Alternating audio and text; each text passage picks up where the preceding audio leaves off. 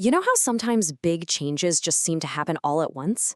Whether it's in the market or in entire systems, it can feel like it came out of nowhere.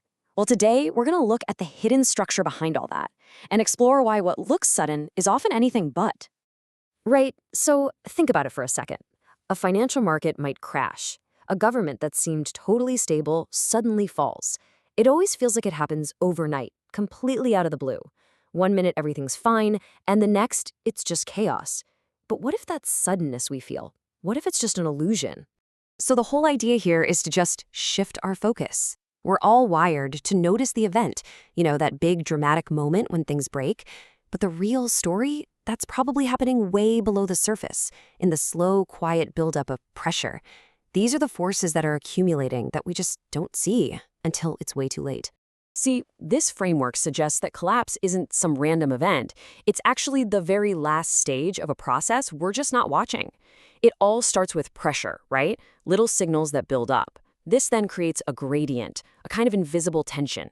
And over time, that tension puts structural stress on the system, making it weaker. And only at the very end, only then do we see the phase shift. That's the collapse we notice, and that's why it feels so sudden.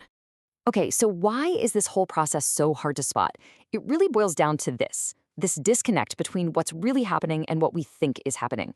While the actual stress on the system is going up and its ability to bounce back is going down, we often just perceive stability. The system looks like it's working just fine, and that masks all the decay that's happening underneath. This is exactly why that final break feels like such a shock. So what this really gives us is a totally new way of looking at things.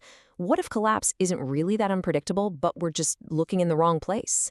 The real problem isn't the final event. It's the invisible stress that came before it, and that completely changes the game.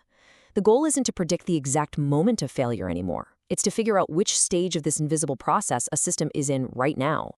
And that really leaves us with this one big question.